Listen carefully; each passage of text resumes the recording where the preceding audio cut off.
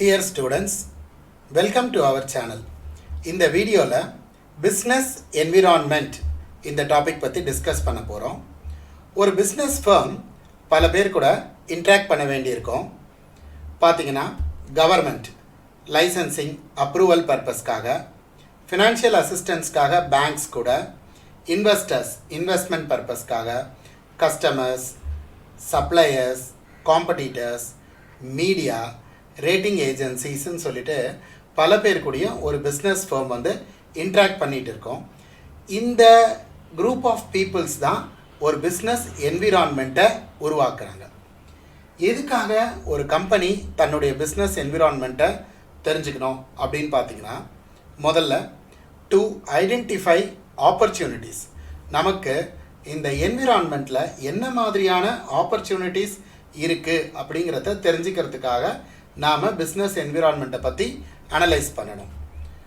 For example, இந்தியாவில் ஒரு நாளைக்கு பார்த்தீங்கன்னா சராசரியாக 3 லட்சம் வெஹிக்கிள்ஸு ரெஜிஸ்டர் ஆகுது, புது வெஹிக்கிள்ஸ் ரெஜிஸ்டர் ஆகுது.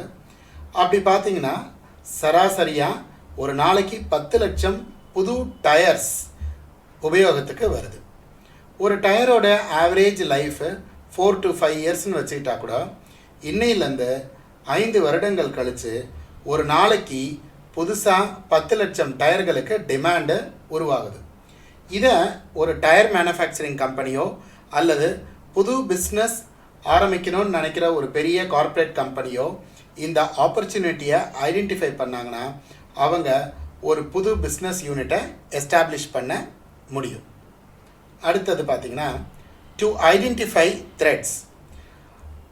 நாம் என்னதான் பெஸ்ட்டு ப்ராடக்டை நம்ம கஸ்டமர்ஸ்க்கு கொடுத்தா கூட கஸ்டமர்ஸ் ஒரு குறிப்பிட்ட டைமுக்கு அப்புறம் ஆல்டர்னேட் ப்ராடக்டை தேடி போவாங்க. எக்ஸாம்பிளுக்கு பார்த்தீங்கன்னா, ராயல் என்ஃபீல்டு பைக்கு இந்தியாவில் ரொம்ப ஒரு பாப்புலரான மோட்டர் சைக்கிள். சமீப காலமாக ஹார்லி டேவிட்சன் அப்படிங்கிற இந்த பைக்கும் மக்கள் மத்தியில் ரொம்ப பிரபலமாயிட்டே இருக்குது. ஸோ நமக்கு காம்படிட்டரால் என்ன த்ரெட் வருதுங்கிறத நம்ம அண்டர்ஸ்டாண்ட் பண்ணோம்னா, நம்ம ப்ராடக்டில் என்ன மாதிரியான மாடிஃபிகேஷன்ஸ் கொண்டுட்டு வரலாம், அது மூலிமா கஸ்டமர்ஸை எப்படி ரீட்டெயின் பண்ணலாம், புது கஸ்டமர்ஸை எப்படி நம்ம அட்ராக்ட் பண்ணலாம் போன்ற விஷயங்களை நாம் பிஸ்னஸ் என்விரான்மெண்ட்லேருந்து தெரிஞ்சுக்கலாம். அடுத்தது டேப்பிங் ஆஃப் யூஸ்ஃபுல் ரிசோர்ஸஸ். ஒவ்வொரு ஆர்கனைசேஷனுக்கும் மேன், மெட்டீரியல், மெஷின், மணி போன்ற இந்த ரிசோர்ஸஸை எக்ஸ்டர்னல் பிஸ்னஸ் என்விரான்மெண்ட்லேருந்து எடுக்கிறாங்க. இந்த ரிசோர்ஸஸை எல்லா ஆர்கனைசேஷனுக்கும் காமனாக அவைலபிள். ஆனால் எந்த ஆர்கனைசேஷன் இதை எக்ஸ்ட்ராக்ட் பண்ணி பெஸ்ட்டாக பிஸ்னஸில் ப்ராசஸ் பண்ணுறாங்களோ அவங்க ஒரு சக்ஸஸ்ஃபுல் ஆர்கனைசேஷனாக மாறுறாங்க. ஸோ இந்த ரிசோர்ஸஸை பெஸ்ட்டாக எக்ஸ்ட்ராக்ட் பண்ணணும், அதை ஆர்கனைசேஷனில் மேக்ஸிமம் யூட்டிலைஸ் பண்ணுறது ஒரு ஆர்கனைசேஷனுடைய பிஸ்னஸ் என்விரான்மெண்ட்டை அண்டர்ஸ்டாண்டிங்கை பொறுத்து இருக்குது. Next coping with changes. பிஸ்னஸை பொறுத்த வரைக்கும் கஸ்டமருடைய ப்ரிஃபரன்சஸ், நீட்ஸு, எக்ஸ்பெக்டேஷன்ஸு டெய்லி பேசிஸில் சேஞ்ச் ஆகிட்டே இருக்கும். ஒவ்வொரு கஸ்டமரும் புதிய காம்படிட்டர் வர வர அவங்க நியூ ப்ராடக்ட் அண்ட் சர்வீசஸை ட்ரை பண்ணுவாங்க.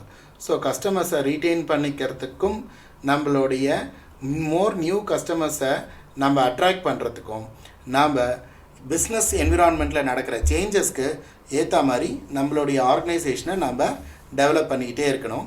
உதாரணத்துக்கு இந்த பேங்கிங் செக்டர் எடுத்திங்கன்னா, முன்ன ட்ரெடிஷ்னல் பேங்கிங்கில் பார்த்திங்கன்னா பேங்க்னாலே ஒரு லாங் க்யூ, நம்மளுடைய வேலைகளை முடிக்கிறதுக்கு நிறைய வெயிட் பண்ண வேண்டியதாக இருக்கும். ஆனால் இன்றைக்கி மாடர்ன் பேங்கிங் பார்த்திங்கன்னா ATM, usage of ATM machines, internet and online banking, phone banking, UPI, இப்படி பல நியூ டெக்னாலஜிஸ் வந்து பேங்கிங் சர்வீசஸை ரொம்ப சுலபமாக மாற்றிருச்சு. இதைத்தான் வந்து கோப்பிங் வித் சேஞ்சஸ் அப்படின்னு நம்ம சொல்லுவோம். அடுத்தது பிளானிங் அண்ட் பாலிசி ஃபார்மேஷன்.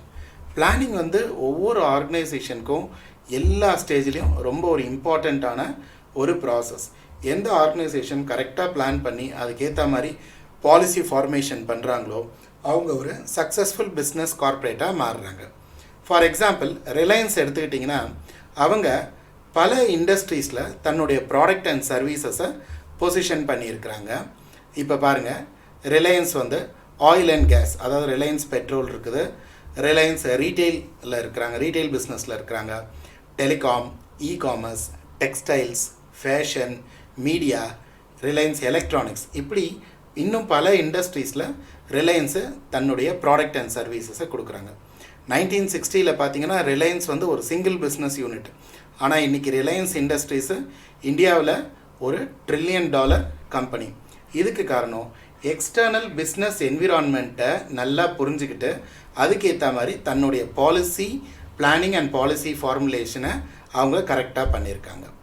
அடுத்தது இம்ப்ரூவிங் பர்ஃபார்மன்ஸ். ஒவ்வொரு பிஸ்னஸும் பிஸ்னஸ் என்விரான்மெண்ட்டுக்கு ஏற்ற மாதிரி தன்னுடைய பெர்ஃபார்மன்ஸை இம்ப்ரூவ் பண்ணிக்கிட்டே இருக்கணும். அதுக்கு அவங்க எடுக்கக்கூடிய மெஷர்ஸ் பார்த்திங்கன்னா cost cutting, improving the sales, இது ரெண்டும் அவங்களோட ப்ராஃபிட்டை இன்க்ரீஸ் பண்ணோம். ரொம்ப முக்கியமாக பிஸ்னஸ் என்விரான்மெண்ட்டை பற்றி continuous R&D research and development ப்ராசஸில் அவங்கள இன்வால்வ் பண்ணிக்கணும். கஸ்டமர்ஸ்க்கு என்ன மாதிரியான ப்ராடக்ட்ஸ் தேவைப்படுது, காம்படிட்டர்ஸ் என்ன ஸ்ட்ராட்டஜி ஃபார்ம் பண்ணுறாங்க, இது எல்லாத்தையும் அவங்க ரிசர்ச் அண்ட் டெவலப்மெண்ட் மூலிமா அவங்க டெவலப் பண்ணிக்கிட்டே இருக்கணும். அசெட்ஸ் அண்ட் லைபிலிட்டிஸை பேலன்ஸ்டாக கொண்டுட்டு போகும்போது ஒரு பிஸ்னஸ் சக்ஸஸ்ஃபுல் பிஸ்னஸ் யூனிட்டாக மாறுது. ஸோ இந்த ரீசன்ஸ்க்காக ஒரு ஆர்கனைசேஷன் தன்னுடைய பிஸ்னஸ் என்விரான்மெண்ட் பற்றி தெரிஞ்சிக்க வேண்டியிருக்குது.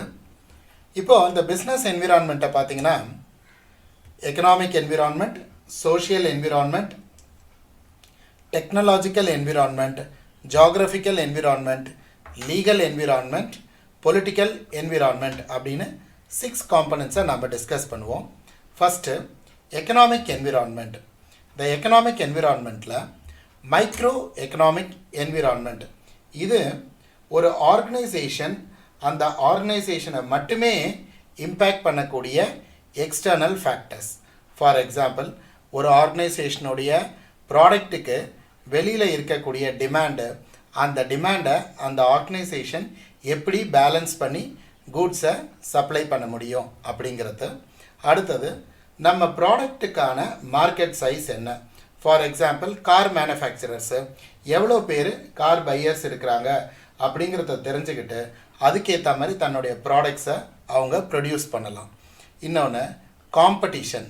ப்ராடக்ட்டுக்கு மார்க்கெட்டில் என்ன மாதிரியான காம்படிஷன் இருக்குது, எவ்வளோ காம்படிட்டர்ஸ் இருக்காங்க, அவங்கள எப்படி ஹேண்டில் பண்ணி நம்ம ப்ராடக்டை எப்படி ஒரு யூனிக் ப்ராடக்டாக மாற்றி கஸ்டமருக்கு கொடுக்கறது. Distribution channel. ப்ராடக்டை ஒரு ஆர்கனைசேஷன் எப்படி கஸ்டமர்கிட்ட கொண்டு போய் சேர்க்கறது. ஒரு ஸ்ட்ராங் டிஸ்ட்ரிபியூஷன் சேனல் தான் ப்ராடக்டை மினிமம் காஸ்ட்டில் கஸ்டமர்ஸ்க்கு கொண்டுட்டு போய் சேர்க்க முடியும். இப்போது மேக்ரோ எக்கனாமிக் என்விரான்மெண்ட், இது ஒரு கண்ட்ரியோடைய எக்கனாமிக் சிச்சுவேஷன் அந்த கண்ட்ரியில் இருக்கிற எல்லா இண்டஸ்ட்ரியும் எல்லா பிஸ்னஸ் ஆர்கனைசேஷனையும் இம்பேக்ட் பண்ணும். இதில் இன்ஃப்ளேஷன் ரேட், இது price and value of the money, இது ரெண்டுத்தோட காரிலேஷன் தான் இன்ஃப்ளேஷன் ரேட்டை டிசைட் பண்ணுறது. ஒரு கம்பெனியுடைய இம்போர்ட் அண்ட் எக்ஸ்போர்ட் ட்ரேடை கரன்சி ரேட்ஸு ரொம்பவே இம்பேக்ட் பண்ணும். பீப்புளுடைய சேவிங்ஸ் ரேட்டு தான் அவங்களுடைய ஸ்பெண்டிங், அதாவது பையிங் ஆஃப் கூட்ஸ் அண்ட் சர்வீசஸை இம்பேக்ட் பண்ணும். ஒரு கண்ட்ரியில் இருக்கிற எம்ப்ளாய்மெண்ட் ரேட்டு தான் அந்த கண்ட்ரியுடைய ஓவரால் பீப்புளுடைய பர்ச்சேசிங் பவரை டிசைட் பண்ணக்கூடியதாக இருக்கும். பேங்க்ஸு அவங்க வேரியஸ் ப்ராடக்ட்ஸுக்கு அவங்க கொடுக்குற லோன்ஸ், அது மேலே இருக்கிற இன்ட்ரெஸ்ட் ரேட்ஸ் வந்து பீப்புளுடைய பையிங் டெசிஷனை ரொம்பவே இன்ஃப்ளூயன்ஸ் பண்ணும். ஸோ இதெல்லாம் சேர்ந்தது தான் ஒரு ஆர்கனைசேஷனுக்கு எக்கனாமிக் என்விரான்மெண்ட்டாக அமையுது. Social environment. இந்த சோஷியல் என்விரான்மெண்ட் பார்த்திங்கன்னா ஒவ்வொரு ஆர்கனைசேஷனும் இந்த சொசைட்டி கூட பல இண்டிவிஜுவல்ஸும் அல்லது பல என்டர்பிரைசஸ் கூடயும் அவங்க இன்ட்ராக்ட் பண்ண வேண்டியிருக்கும். அதே மாதிரி சொசைட்டியும் ஆர்கனைசேஷன், ஒவ்வொரு ஆர்கனைசேஷன் கிட்டையும் பல விஷயங்களை அவங்க எக்ஸ்பெக்ட் பண்ணுவாங்க. இப்போ கவர்மெண்ட் பார்த்திங்கன்னா பிஸ்னஸ் ஃபார்ம்ஸை கவர்மெண்ட்டோடைய ரெகுலேஷன்ஸை ஃபாலோ பண்ணணும்னு எதிர்பார்ப்பாங்க. ப்ராம்ப்டாக பிஸ்னஸ் பண்ணி ப்ராம்ப்டாக கவர்மெண்ட்டுக்கு டேக்ஸை கட்டணும் அப்படின்னு கவர்மெண்ட்டோடைய எக்ஸ்பெக்டேஷனாக இருக்கும். இன்வெஸ்டர்ஸை தன்னுடைய இன்வெஸ்ட்மெண்ட் மல்டிபிள் ஆகணும், தனக்கு ப்ராப்பராக டிவிடெண்ட் கிடைக்கணும், ரிட்டர்ன்ஸ் நிறைய கிடைக்கணுங்கிறத இன்வெஸ்டர்ஸுடைய எக்ஸ்பெக்டேஷனாக இருக்கும். எம்ப்ளாயீஸு ஒரு ஆர்கனைசேஷனுடைய இன்டர்னல் பர்சனாக இருந்தால் கூட இந்த சொசைட்டியோட ஒரு மெம்பருங்கிற முறையில் அவங்களோட எக்ஸ்பெக்டேஷன் பார்த்திங்கன்னா தனக்கு ரைட்டான காம்பன்சேஷன் கிடைக்கணும், தனக்கு ஒரு ஜாப் செக்யூரிட்டி இருக்கணும், அதே சமயத்தில் நிறைய பெனிஃபிட்ஸ் இருக்கணும் அப்படிங்கிறது எம்ப்ளாயீஸோட எக்ஸ்பெக்டேஷனாக இருக்கும். ஒரு பிஸ்னஸ் ஃபார்முக்கு சப்ளையர்ஸோட எக்ஸ்பெக்டேஷன் பார்த்திங்கன்னா தனக்கு கண்டினியூஸாக இந்த பிஸ்னஸ் ஃபார்ம் வந்து பிஸ்னஸ் கொடுக்கணும், இது ஒரு சப்ளையர்ஸோட எக்ஸ்பெக்டேஷன். அதுவும் இல்லாமல் தான் சப்ளை பண்ணுற மெட்டீரியல்ஸ்க்கு ரைட் டைமில் பேமெண்ட்டை ரிலீஸ் பண்ணணுங்கிறத எக்ஸ்பெக்ட் பண்ணுவாங்க. டிஸ்ட்ரிபியூட்டர்ஸ் பார்த்திங்கன்னா ஒரு டிஸ்ட்ரிபியூட்டர் தான் ப்ளேஸ் பண்ணுற டிமாண்டுக்கு ஏற்ற மாதிரி பிஸ்னஸ் ஃபர்ம்ஸை கூட்ஸை சப்ளை பண்ணணும். இவங்க சேல்ஸை ப்ரமோட் பண்ணுற சேல்ஸுக்கு ரைட்டான கமிஷன் கொடுக்கணும் அப்படிங்கிறத டிஸ்ட்ரிபியூட்டர்ஸ் எதிர்பார்ப்பாங்க. ஒரு பிஸ்னஸ் ஃபர்ம் சொசைட்டியோட வேல்யூஸு கஸ்டம்ஸை புரிஞ்சிருக்கணும், அதே சமயத்தில் சேஞ்சிங் சோஷியல் ட்ரெண்ட்ஸை நல்லா அண்டர்ஸ்டாண்ட் பண்ணணும். இப்போ உதாரணத்துக்கு ஃபுட் இண்டஸ்ட்ரியை பார்த்திங்கன்னா பீப்புள் கொஞ்ச காலமாக ரொம்ப ஹெல்த் அண்ட் ஃபிட்னஸ் கான்ஷியஸாக மாறிக்கிட்டு வராங்க. அப்போது அவங்களுடைய சாய்ஸ் வந்து பேக்டு ஃபுட்லேருந்து ஆர்கானிக் ஃபுட்டு ரொம்ப தேர்ந்தெடுக்கிறாங்க. இதை அவங்களோட ப்ராடக்ட் அண்ட் சர்வீஸில் பிஸ்னஸ் ஃபார்ம்ஸை மாடிஃபிகேஷன் பண்ணுறதை பற்றி யோசிக்கணும். இதே என்டர்டெயின்மெண்ட் இண்டஸ்ட்ரி பார்க்கும்போது கொஞ்சம் கொஞ்சமாக ஓடிடி பிளாட்ஃபார்ம் ரொம்பவே டெவலப் ஆகிட்டுருக்கு. இந்த மாதிரி இந்த சேஞ்சிங் ட்ரெண்ட்ஸை பற்றி ஆர்கனைசேஷன் ஸ்டடி பண்ணி அவங்களுடைய ப்ராடக்ட் ஆர் சர்வீசஸில் மாடிஃபிகேஷன்ஸை கொண்டுட்டு வந்தால் அவங்களால ஒரு சக்ஸஸ்ஃபுல் பிஸ்னஸ் என்விரான்மெண்ட்டாக சக்ஸஸ்ஃபுல் பிஸ்னஸ் ஃபார்மாக இருக்க முடியும். அடுத்தது டெக்னாலஜிக்கல் என்விரான்மெண்ட். டெக்னாலஜிங்கிறது ஒரு ஆர்கனைசேஷனுடைய டெவலப்மெண்ட்டுக்கு ஒரு மிகப்பெரிய ஒரு இம்பேக்டை கொடுக்கும். இப்போது இந்த டெக்னாலஜிக்கல் இம்ப்ரூவ்மெண்ட், டெக்னாலஜி பற்றி ஒவ்வொரு ஆர்கனைசேஷனும் கண்டினியூஸாக ரிசர்ச்சை பண்ணிகிட்டே இருக்கணும். எங்கெல்லாம் தன்னுடைய ஆர்கனைசேஷனில் டெக்னாலஜிக்கல் டெவலப்மெண்ட்டை கொண்டுட்டு வர முடியும். மேனுஃபேக்சரிங் இண்டஸ்ட்ரீஸில் பார்த்திங்கன்னா இப்போ பெரும்பாலும் ரோபோட்ஸ் நிறைய யூஸ் பண்ண ஆரம்பிச்சிட்டாங்க. டெலிகாம் இண்டஸ்ட்ரியில் ஹையர் ஜெனரேஷன் நெட்வொர்க்ஸு நிறைய வந்துக்கிட்டே இருக்குது. அதே மாதிரி பேங்கிங் செக்டாரில் டிஜிட்டல் பேங்கிங்கு, இந்த மாதிரி நிறைய அட்வான்ஸ்மெண்ட்ஸு பேங்கிங் செக்டாரில் நடக்குது. இப்போ ரீசெண்டாக கவர்மெண்ட் சைடில் இந்த நேஷ்னல் ஹைவே அத்தாரிட்டி இந்த ஃபாஸ்டேக் அப்படிங்கிற ஒரு விஷயத்தை இன்ட்ரடியூஸ் பண்ணியிருக்காங்க. இந்த ஃபாஸ்டேக் பார்த்திங்கன்னா இது ஒரு பெரிய டெக்னாலஜிக்கல் அட்வான்ஸ்மெண்ட் அப்படின்னு சொல்லலாம். இப்போது டோல்கேட்ஸில் அந்த ஃபாஸ்டேக் இன்ட்ரடியூஸ் பண்ணதுலேருந்து லாங் க்யூஸ் ரொம்பவே கம்மியாக இருக்குது. அது மட்டும் இல்லாமல் கேஷ் ஹேண்ட்லிங் ரொம்பவே குறைஞ்சிருக்குது. ஸோ இந்த மாதிரி R&D ரிசர்ச் அண்ட் டெவலப்மெண்ட்டில் கான்சன்ட்ரேட் பண்ணி பிஸ்னஸ் ஃபர்ம்ஸை டெக்னாலஜிக்கல் என்விரான்மெண்ட்டை நல்லா புரிஞ்சுக்கிட்டு அதுக்கேற்ற மாதிரி அவங்க பிஸ்னஸை நெக்ஸ்ட் லெவலுக்கு கொண்டுட்டு போக முடியும். நல்ல கான்சன்ட்ரேட்டட் டெக்னாலஜிக்கல் டெவலப்மெண்ட் மூலிமா ஆர்கனைசேஷனோட ப்ரொடக்டிவிட்டியை இம்ப்ரூவ் பண்ண முடியும், ரொம்பவே காஸ்ட்டை கட் பண்ண முடியும். காம்படிட்டிவ்னஸ், பிஸ்னஸ் காம்படிஷனை பெஸ்ட்டாக நம்ம ஹேண்டில் பண்ண முடியும். அதன் மூலிமா கஸ்டமர்ஸ்க்கு நல்ல குவாலிட்டி ப்ராடக்ட் அண்ட் சர்வீசஸை கொடுக்க முடியும். ஆப்டிமம் ரிசோர்ஸஸ் யூட்டிலைசேஷன், அதாவது மினிமம் இன்புட்டில் எப்படி மேக்ஸிமம் அவுட்புட் எடுக்கிறதுங்கிறத டெக்னாலஜிக்கல் என்விரான்மெண்ட்டை நம்ம நல்லா புரிஞ்சுக்கிட்டோன்னா ஒவ்வொரு ஃபேமும் அதை அச்சீவ் பண்ண முடியும். எரர் மினிமைசேஷன், இந்த டெக்னாலஜி மூலிமா பிஸ்னஸில் ஏற்படக்கூடிய எரர்ஸை ரொம்பவே ஒவ்வொரு ஆர்கனைசேஷனும் அவங்க மினிமைஸ் பண்ணலாம். ஜாகிரபிக்கல் என்விரான்மெண்ட் பார்த்திங்கன்னா வெவ்வேறு இடங்களில் கிடைக்கக்கூடிய இயற்கை வளம், கனிம வளம், இதை பேஸ் பண்ணி பிஸ்னஸ் ஃபர்ம்ஸை தன்னுடைய ப்ராடக்ட்ஸை அவங்க மேனுஃபேக்சர் பண்ணுவாங்க. இப்போ கல்ஃப் கண்ட்ரீஸில் பார்த்திங்கன்னா நிறைய அளவில் க்ரூட் ஆயில் கிடைக்குது. இதை அவங்க உற்பத்தி பண்ணி வெளிநாடுகளுக்கு ஏற்றுமதி பண்ணுவாங்க. அமெரிக்காவில் கார் உற்பத்தியில் அவங்க சிறந்து விளங்குறாங்க. அங்கே கார் உற்பத்திக்கு தேவையான நிறைய ரா மெட்டீரியல்ஸ் கிடைக்கிறதுனால அமெரிக்கா வேர்ல்டு லெவலில் கார் மேனுஃபேக்சரிங்கில் ஒரு பெரிய பங்கு வகிக்கிறாங்க. ஆஃப்ரிக்கன் கண்ட்ரிஸ் பார்த்திங்கன்னா காடு வளம், அதாவது ஃபாரஸ்ட்ரி அவங்களுக்கு வந்து நல்லா இருக்குது. அதனால் வேர்ல்டில் அவங்க டிம்பர் சப்ளைஸில் ஒரு பெரிய மார்க்கெட்டை பிடிச்சிருக்கிறாங்க. சைனா ஸ்டீல் உற்பத்தியில் சைனா வந்து ஒரு பெரிய பங்களிக்குது. அதற்கான கனிம வளங்கள், அதற்கான நேச்சுரல் ரிசோர்ஸஸ் அங்கே நிறைய கிடைக்கிறதுனால வேர்ல்டுக்கு ஒரு பெரிய அளவு ஸ்டீல் வந்து சைனா எக்ஸ்போர்ட் பண்ணுறாங்க. இந்தியா பார்த்திங்கன்னா அக்ரிகல்ச்சர் கண்ட்ரி. இங்கே நிறைய கம்பெனிகள் அக்ரிகல்ச்சரல் ப்ராடக்ட்ஸை பேஸ் பண்ணி தன்னுடைய ப்ராடக்ட்ஸை உற்பத்தி பண்ணுறாங்க. டைரெக்டாக அக்ரிகல்ச்சர் ப்ராடக்ட்ஸு அல்லது அக்ரிகல்ச்சர் ப்ராடக்ட்ஸை ரா மெட்டீரியலாக வச்சு நிறைய பிஸ்னஸ் ஃபர்ம்ஸு தன்னோட ப்ராடக்ட்ஸை அவங்க உற்பத்தி பண்ணுறாங்க. இப்போ எலக்ட்ரானிக் கேட்ஜெட்ஸ் பார்த்திங்கன்னா நாம் யூஸ் பண்ணுற மொபைல் ஃபோன், டேபு, இந்த டிவி இதெல்லாம் பார்த்திங்கன்னா பெரிய அளவில் ஹாங்காங்கில் உற்பத்தி பண்ணுறாங்க. எலக்ட்ரானிக்ஸ் மார்க்கெட்டில் ஹாங்காங் வந்து வேர்ல்டு லெவலில் ஒரு பெரிய இடத்த பிடிச்சிருக்கிறாங்க. டூரிசம் பார்த்திங்கன்னா சுற்றுலா இந்த துறையை பார்த்திங்கன்னா ஃப்ரான்ஸ் நாடு உலக அளவில் நிறைய டூரிஸ்ட்டை தன் வசம் இழுக்கிறாங்க. அங்கே டூரிசம்க்கு மிகப்பெரிய ஒரு வரவேற்பு இருக்கிறது. இப்படி உலகத்தில் வெவ்வேறு இடங்களில் அங்கே கிடைக்கக்கூடிய பொருட்கள், இயற்கை வளங்கள் இதை பேஸ் பண்ணி பிஸ்னஸ் ஃபர்ம்ஸு தன்னுடைய ஆர்கனைசேஷனுக்கான ப்ராடக்ட் அண்ட் சர்வீசஸை அவங்க ரெடி பண்ணுறாங்க. Legal environment. ஒரு கார்ப்பரேட் கம்பெனி அவங்களோட பிஸ்னஸ் ஆப்ரேஷன்ஸ்க்கு கவர்மெண்ட் சொல்கிற பல சட்டத்திட்டங்களுக்கு கட்டுப்பட்டு நடக்க வேண்டியிருக்கும். இந்தியன் கம்பெனிஸ் ஆக்ட் பார்த்திங்கன்னா ஒரு கார்ப்பரேட் கம்பெனி அவங்க ஒரு கம்பெனியாக பதிவு செய்யறது, அதில் டைரக்டர்ஸ் யார், அதோட கண்ட்ரோலிங் பர்சன்ஸ் யார் போன்ற வழிகாட்டுதல்களை இந்தியன் கம்பெனிஸ் ஆக்ட் சொல்கிறபடி கேட்க வேண்டியிருக்கும். இந்தியன் கான்ட்ராக்ட் ஆக்ட் இது பிஸ்னஸில் நடத்தக்கூடிய ஒப்பந்தங்கள், அதில் இருக்கக்கூடிய ஆஃபர், அக்செப்டன்ஸு, கான்ட்ராக்டோட வேலிடிட்டி போன்ற விஷயங்கள் இந்தியன் கான்ட்ராக்ட் ஆக்ட் சொல்கிறபடி கார்ப்பரேட் கம்பெனிகள் நடக்க வேண்டியிருக்கும்.